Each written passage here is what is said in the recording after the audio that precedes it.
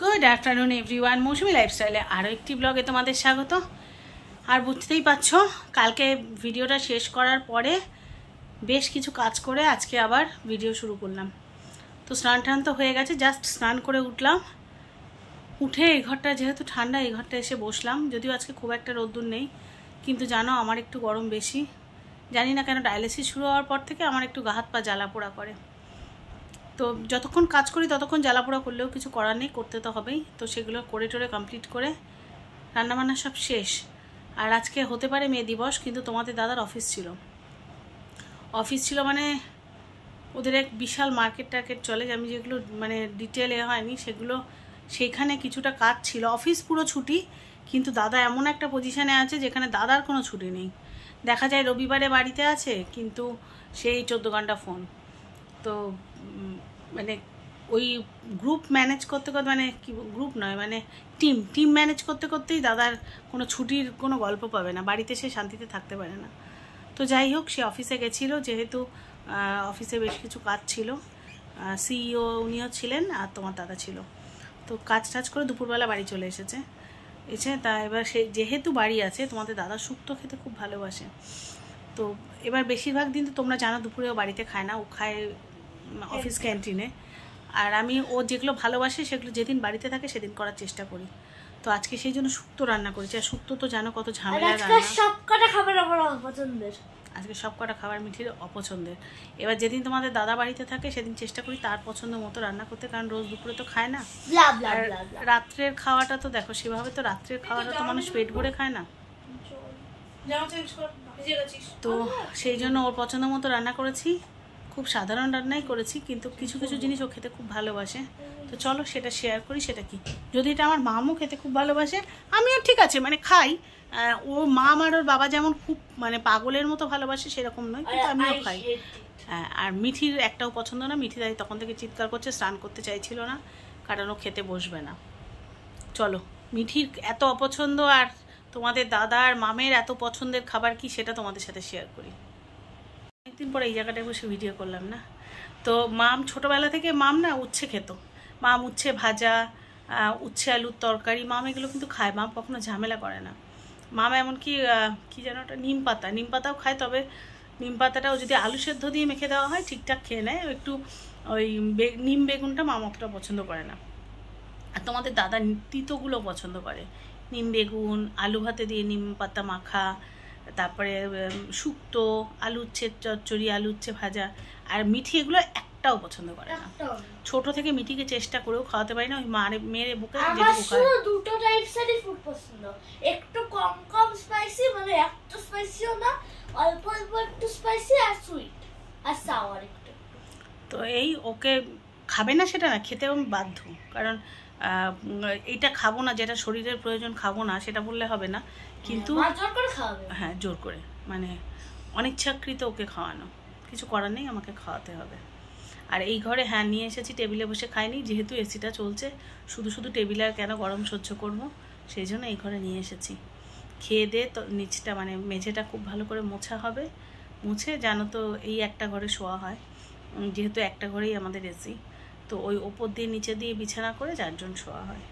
চলো চটপট খেয়ে নিই, কারণ বেশ বেলা হয়েছে। আর জানোই তো টাইম টু টাইম মেডিসিন নিতে হয় আমার। তো খেয়ে দিয়ে নিয়ে ওষুধ খেতে হবে।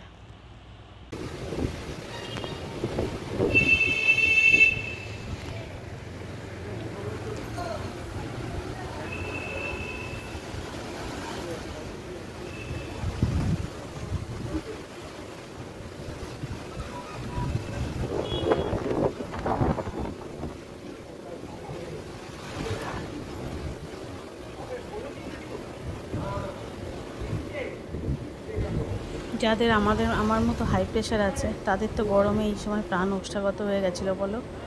আর এই সময় এক পশলায় বৃষ্টি, আর এরকম মানে ঝড়, পাগল করা ঝড়, কি অবস্থা হতে পারে বলো তো। কি সুন্দর লাগছে ওয়েদারটা না। আর এই সুযোগটাকে, প্রকৃতিকে উপলব্ধি করা মানে ছাড়া যায় না। জাস্ট আমার কি মনে হচ্ছে জানো, যে বৃষ্টিতে কি দৌড়ে একটু ভেজে আসি। অনেক দিন বৃষ্টিতে ভিজি না তো, মানে গত 1 বছর 2 মাস মতো আমার এতে চলেছে। মানে গত বছর পুরো বর্ষাকালটা যেহেতু পাম্প ক্যাচ ছিল, আমি তো ভেজা তো দূরস্ত, মানে এক ফোঁটা বৃষ্টির জলও গায়ে লাগাতে পারিনি। তার কারণ বৃষ্টির জল গায়ে লাগাতে গেলেই তো পাম্প ক্যাথে ইনফেকশন হয়ে যাবে, মানে পাম্প ক্যাথ ভিজে যাবে আর সেক্ষেত্রে ইনফেকশন হয়ে যাবে। এবছর আমার ইচ্ছা আছে। আর তারপরে তখন আমার সব ভ্যাকসিন নেওয়া ছিল না, মানে নিউমোনিয়া, ইনফ্লুয়েঞ্জা, এবছর আমার সমস্ত ভ্যাকসিন কমপ্লিট আছে। আমি এবছর একদিন অল্প সময় হলেও ভিজবই ভিজবো, সেটা হয়তো খুব কম সময়, তবে এখন তো সন্ধ্যাবেলা এরকম না, মানে যেদিন ওই বৃষ্টি হবে আবার আমার স্নানের সময় হবে এরকম একটা দিন দেখে, মানে দুপুরবেলা ধরো বৃষ্টি হচ্ছে 12টার সময়, তখন আমার স্নানের সময়, আবার ডায়ালিসিস নেই, আমি বাড়িতে আছি, এরকম একটা দিন থেকে কিন্তু ভিজতেই হবে বলো। বছরে একটা দিন ভেজে, আমি জানি আমার যারা বন্ধু আছে তারা খুব রেগে যাবে, মৌসুমি ভিজো না, তুমি অসুস্থ হয়ে পড়বে। আর খুব কম সময়ের জন্য হলেও ভিজবো, মনের শান্তিটুকু পূরণ করবো, বুঝেছো? আর বৃষ্টিতে ভিজে টুক করে গিয়ে স্নানটা করে নেবো মাথায় ভিজিয়ে, তাহলে তা সেই বৃষ্টিতে ক্ষতি হবে না, এটা আমি মনে মনে ভেবে রেখেছি। আর অবশ্যই সেদিন তোমাদের দাদা বাড়ি থাকলে চলবে না, ও যদি বাড়িতে থাকে আর আমি বৃষ্টিতে ভিজতে যাচ্ছি, ও শুধু তোমাদের দাদা না, আরও একটা বড় গার্জেন তৈরি হয়ে গেছে না, মাম, এই দুজনের একজন থাকলেও চলবে না, কারণ ওরা দুটো আমাকে ছাদে উঠতেই দেবে না বৃষ্টি পড়লে। অতএব যা করতে হবে চুরি করে করতে হবে, সবই সঙ্গে থেকে ভিডিও করে না দিতে হবে। যাই হোক, আমি এখানে দাঁড়িয়ে চুপ করে ছাদের উপরে রয়েছি, কিন্তু আর বুঝতে পারছি ছাদের উপরে যে ছোটো ছোটো টুনিগুলো আমার জ্বলছে, এটা তোমাদের দাদা আর মাম দুজনে মিলে লাগিয়েছে। চুপ করে খানিকক্ষণ উপভোগ করি ঝড়টা। কি লেভেলে ঝড় বৃষ্টি হলো যে, তোমাদের দাদা আমার জন্য ওষুধ আনতে বেরিয়েছিল, মানে শুক্রবারে করে আমার হিমোগ্লোবিনের ইঞ্জেকশন থাকে, আর আমি যেহেতু মর্নিং শিফটে ডায়ালিসিস নিই, তো হসপিটালের ওই ফার্মেসি খুলতে 10টা সাড়ে 10টা বেজে যায়, আর তখন তো আমার ডায়ালিসিস চলে। তো বললে অনেক সময় ফার্মেসির লোকেরা দিয়ে যায়, কিন্তু আবার অনেক সময় ফার্মেসি ভিড় থাকলে দিয়ে যায় না, তো খুব অসুবিধা হয় সেই জন্য। আর তাই জন্য আগের থেকে আমি জেনারেলি ইঞ্জেকশানগুলো কিনে রাখি, মানে মাসের ইঞ্জেকশান মাসের ওষুধ একসাথে কিনে ফেলি। তো সেটা কিনতেই মানে ওই হসপিটালে গেছিলো, আর গেছে তখন পুরো আকাশ পরিষ্কার, খুব সুন্দর, সবে হসপিটালে ঢুকেছে আর পুরো মানে কি মানে বাজে, না বাজে বলা ভুল, যেহেতু বাইরে ছিল তাই বাজে বললাম, কি লেভেলের ঝড় এলো, তার খানিকক্ষণ বাদে আমি দৌড়েছি দেখে ভাবলে কিছু হয়েছে। আর মাম ছুটতে ছাদে গেছে, কারণ ছাদের ঘরের দরজা খোলা, আর মাম কি করেছে, গিয়ে ছাদের দরজা বন্ধ করে গোপালকে কোলে করে নিচে নিয়ে চলে এসেছে, কারণ আমাদের ছাদে ঠাকুর ঘর, গোপালের কোনো কিছু মাম সহ্য করতে পারে না। তো মাম কি করেছে, ছাদের দরজা বন্ধ করে গোপালকে কোলে করে নিচে নিয়ে চলে এসেছে, সিংহাসন সহ। ওর তো নিচেও একটা জায়গা রেডি করা থাকে তোমরা জানো, এনে আগে গোপালকে ওখানে বসিয়ে দিয়েছে। আর তারপরে ওর বাবাকে ফোন করেছে যে বাপি তুমি হসপিটাল থেকে বেরিও না, ওখানে চুপ করে বসে থাকো, যাতে না হয়, মানে ঝড় বৃষ্টিতে রাস্তায় না পড়ো। তারপরে এই এখন ইঞ্জেকশন নিয়ে ঢুকলো, সব ইঞ্জেকশন শুধু না, ওষুধ নিয়ে ঢুকলো। আর ওই তাড়াহুড়োর মাথায় আমি একটা ওষুধ খাই 10 পাওয়ারের, সেটা 20 পাওয়ারের নিয়ে চলে এসেছে। যাই হোক, ওটা আবার বদলাতে যেতে হবে। তো সেই ওষুধটা 6খানা আছে অবশ্য এখনও, তার মানে ওটা রাত্রে একটা করে তো 6 দিন চলবে, তার মধ্যেই বদলে আনলে হয়ে যাবে। তো এই মানে ওষুধ থাকতে থাকতে পরের ওষুধটা নিয়ে আসি যাতে গ্যাপ না পড়ে। তো 6 দিনের ওই ওষুধটা আছে, অসুবিধা নেই, 6 দিনের মধ্যে একদিন বদলে আনলেই হয়ে যাবে। তো ওইটাই ছুটে ছুটে গেল, গিয়ে ওষুধ ইঞ্জেকশন নিয়ে এলো, এবার চাটা খেলাম, খেয়ে এবার আবার রাত্রে রান্না করতে হবে। কারণ ওবেলায় দেখালাম তোমাদের মাছ আর শুক্তো করেছি, শুক্তো তো রাত্রে খাওয়া যাবে না, রাত্রে মাছ আছে, তা এক তরকারি দিয়ে তো খাওয়া যাবে না, আর একটা কিছু করতে হবে। তো দেখি কি করা যায়, যাই করব শেয়ার করব। রাত্রে তো খাওয়া দাওয়া হয়ে গেছে, আর তোমাদের সাথে না তরকারি শেয়ার করবো বলেছিলাম, একদম ভুলে গেছি। রাত্রে ফুলকপি আলুর তরকারি করেছিলাম, আর একটা হালকা আলো জ্বালিয়ে আমি কি করছি দেখবে, রূপকথার গল্প দেখছি। আমার রূপকথার গল্প, কার্টুন, এগুলো দেখতে ভীষণ ভালো লাগে। আমি কিন্তু এখনও ফোনে, লোকে যেমন কত কিছু দেখে, আমি কিন্তু ফোনে ভীষণ কার্টুন দেখি। আর হাতে বল পাম্প করছি, যেহেতু সকালে ডায়ালিসিস আছে, তো বল পাম্প না করলে ওই ডায়ালিসিসের সময় সাকশন হয়, প্রবলেম হয়, ওই জন্য আগের দিন খুব প্রচণ্ড পাম্প করি, এবং এটা বলটা রাত্রেবেলা ডায়ালিসিস ব্যাগে ঢুকিয়ে শুয়ে পড়বো, কারণ ওখানে বসে বসে ওই 1-1.5 ঘন্টা লাইনে বসে থাকতে বল পাম্প করি। আর আমি আর মাম এখানে বসে আছি, মামও শুতে চলে যাবে, আর মিঠি আর ওর বাবা শুতে চলে গেছে। এবার আমি যাবো একটু পরে, সব 11টা বাজে, আর একটু আধ ঘন্টা বাদে যাবার, একটু দেখে নিই। তাই বসে বসে দেখছি। আমি তো হঠাৎ বসে ভাবলাম যে কই আমি তো ভুলে গেছি তোমাদেরকে আমি তরকারিটা শেয়ার করবো, একদম মনে নেই, ভুলে মনে হয়ে গেছে আজকাল। লাইটও দেখো ছোট লাইট জ্বেলে দিয়েছি, এই দেখো ছোট আলো জ্বলছে, থাক বড় আলো জ্বলতে হবে না। মা উঠে আর একটা ছোট আলো জ্বেলে দিল, 3টে ছোট আলো জ্বলছে। সব ছোট ছোট আলোগুলো জ্বলছে, দেখো সব ছোটগুলো জ্বলছে। এই যে এখানে একটা, এই একটা, আর এইটা মাম এখন জ্বেলে দিল। টিউবগুলো সব বন্ধ করে দেওয়া হয়েছে। তো এটা অন্ধকার হয়ে গেছিলো বলে মাম আবার ইয়ে করে দিল। তো এবার একটু কার্টুন টার্টুন দেখে নিই, তারপরে শুতে যাব। চলো আবার সকালে দেখা হচ্ছে। শুভ সকাল বন্ধুরা। আর সকালবেলায় উঠেই আমি চলেছি আমার নির্দিষ্ট গন্তব্যে, সেটা হলো আমি যাচ্ছি ডায়ালিসিসে। আর আমি যাচ্ছি, তোমরা বকাই দেবে যে এখান থেকে কেন ভিডিও করছো, আমি কিন্তু সার্ভিস রোড দিয়ে চলেছি, এখানে কোনো বড় গাড়ি নেই, তাই ভিডিও করলাম। তো হসপিটালের কাছাকাছি এসেও গেছি, খুব বেশি দূর নেই। আমি সবসময় চেষ্টা করি সার্ভিস রোড দিয়ে যাওয়ার। তো চলো গিয়ে আগে ডায়ালিসিস নিয়ে নিই, তারপরে আবার ব্যাক করছি তোমাদের কাছে। তো দেখো ডায়ালিসিস হয়ে গেছে, একটু সময় তো আমি বসে থাকি তোমরা জানো, নাহলে শরীরটা খারাপ হবে। ডায়ালিসিস করে তো বাড়ি চলে এসেছি, এসে মাম একটু চা দিল, এখানে বসে বসে খেলাম। উঠতে পারিনি, এখনও স্নানও করিনি, চুপ করে বসে আছি। দেখো মিঠিও বাড়ি চলে এসেছে, আর মাম রান্না করে রেখেছে। তোমাদের দাদাও বাড়ি এসেছে, এসে খেয়ে দিয়ে ও আবার এক্ষুনি বেরোবে। সন্ধ্যাবেলা রেডি হচ্ছে, আর এই যে মিঠি রেডি, যাচ্ছি মিঠি গানের স্কুলে। অনেকদিন যাই না, কেন যাচ্ছি বলছি আগে, চলো দেরি হয়ে গেছে, বেরোই। যেতে যেতে গল্প করছি।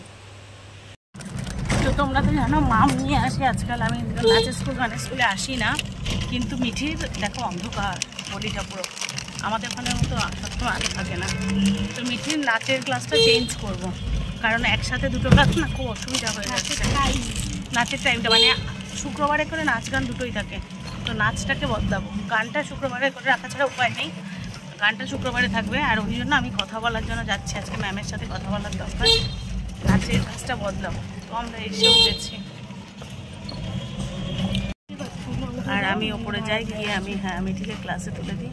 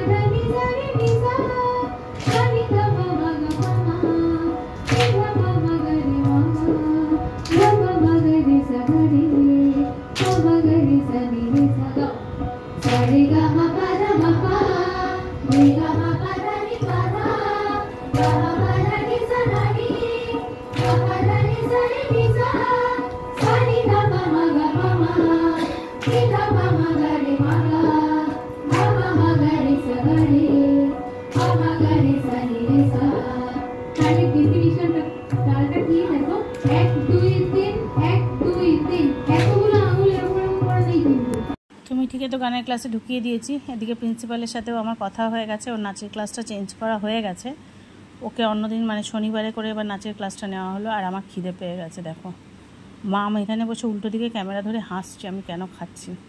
এবার আমার খাবার তো জানোই, কিছুই করার নেই, বাপুজিকে আমি বাইরে বেরোলে বাপুজিকে অথবা চা বিস্কিট, এই হচ্ছে আমার খাবার।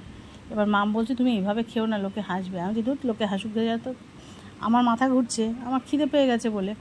সন্ধ্যাবেলা তো শুধু চা খেয়ে বাড়ির থেকে বেরিয়েছি, কিছুই খাইনি। এবার আমার খিদে পেয়েছে না বলো, এবার কে হাসলো আমার বয়ে গেল। বাবা আমার শরীর সুস্থ থাকাটা আগে দরকার।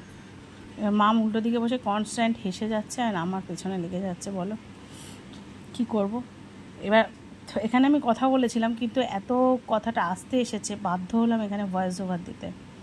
আর এই জায়গাটা ফাঁকাই আছে, তাহলে খাওয়ার কি সমস্যা বলো। আর ওটা অফিস, বলছি তুমি অফিসের সামনে বসে বসে খাচ্ছ, তোমার লজ্জা করছে না? আমি বলছি না, খাবারে আবার কিসের লজ্জা রে। তো আমি চুপচাপ খেয়ে নিই, মিঠির ক্লাস শেষ হয়ে গেলে তারপর মাম মিঠিকে নামিয়ে আনবে। তো চলো এবার মিঠিকে নামিয়ে আনার পরে বাড়ি যাওয়ার পালা। আর বাড়ি গিয়ে আজকে দুপুরে রান্না করাই আছে, শুধু যাওয়ার সময় তোমাদের দাদার জন্য দুটো রুটি নেব, ব্যাস। এটাই হচ্ছে আজকে রাত্রেবেলার খাবার, আর কিছু করার নেই। আর দুপুরে ভাত ঠাত করা আছে। তাহলে চলো আজকে ভিডিওটা এখানেই শেষ করি। সবাই সুস্থ থেকো, ভালো থেকো।